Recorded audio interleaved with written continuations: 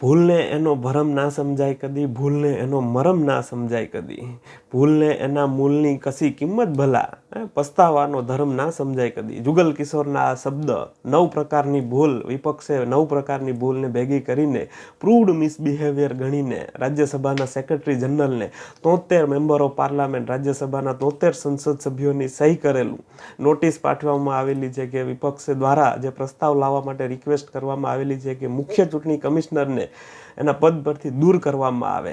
આ 9 પ્રકારની ભૂલના અંદર વિપક્ષ દ્વારા જે 9 ભૂલ લખવામાં આવેલી છે ને એના અંદર એવા આરોપ લગાડવામાં આવેલા છે કે મુખ્ય ચૂંટણી કમિશનર મોડલ કોડ ઓફ કન્ડક્ટનો બરોબર પાલન કરાવતા નથી. ચૂંટણી આયોગ દ્વારા યોગ્ય પક્ષને, સત્તાધારી પક્ષને યોગ્ય વધારે ફેસિલિટી આપવામાં આવેલી છે. સત્તાધારી પક્ષની ફરિયાદો અને વિપક્ષની ફરિયાદો, ઇલેક્શનને લગતી જે કંઈ ફરિયાદ છે એના નિકાલ કરવામાં ભેદભાવભર્યું વર્તન જોવા મળે છે. આ સિવાય પશ્ચિમ બંગાળના અંદર 91 લાખ વોટર્સ જે દૂર કરવામાં આવેલા છે એના પણ પ્રશ્ન છે.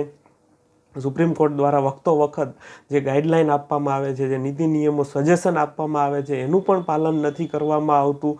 આ અલગ અલગ આવી 9 પ્રકારની જે ભૂલ ગણી અને પ્રૂવડ મિસબિહેવિયર ગણીને સુપ્રીમ કોર્ટના જે આદેશોનું અપમાન ગણીને વિપક્ષ દ્વારા જે પ્રસ્તાવ લાવવા માટે માંગણી કરવામાં આવેલી છે.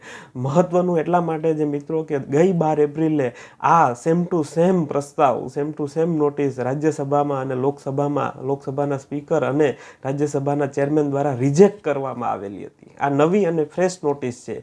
એ જે નોટિસ હતી એના અંદર 63 રાજ્યસભાના સાંસદ સભ્યો અને 130 લોકસભાના સાંસદ સભ્યો, ટોટલ 193 વિપક્ષના જે ઇન્ડિયા ગઠબંધનના જે નેતા છે એના દ્વારા લાવવામાં આવેલી હતી. પણ જ્યાં સુધી ચેરમેન અને સ્પીકર સેટિસ્ફાય ન થાય, પોતાની વિવેક બુદ્ધિની સત્તા વાપરી અને એ નક્કી કરશે કે યોગ્ય છે કે નહીં, જ્યાં સુધી નક્કી ના થાય ત્યાં સુધી આ પ્રસ્તાવને માન્ય કરવામાં નથી આવતું. પ્રસ્તાવને લાગુ કરવા માટે જે પ્રોસિજર છે ઇનિશિએટ કરવામાં નથી આવતી. હવે જોવાનું આપણે એ રહેશે. વિપક્ષના મનમાં જે દેવાયતભાઈ ખવડનો ડાયલોગ છે કે લાગશે વાર પણ આવશે મજા, એ સંદર્ભે જોવાનું રહેશે કે આર્ટિકલ 324(5) અંદર જે વાત કરેલી છે કે ચૂંટણી કમિશનરને રિમૂવ કરવા માટે જે પ્રોસિજર છે એ ઇનિશિએટ થાય છે કે નહીં.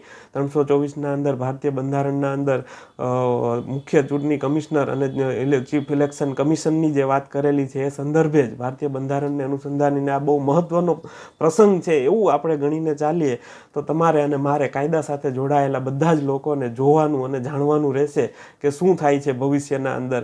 માટે જોડાયેલા રહો. આપણે નેક્સ્ટ રીલના અંદર ડિસ્કસ કરશું કે કઈ રીતના એને રિમૂવ કરવામાં જે પ્રોસિજર છે એના અંદર શું મહત્વની છે. ત્યાં સુધી જોડાયેલા રહો. લાઇક, શેર અને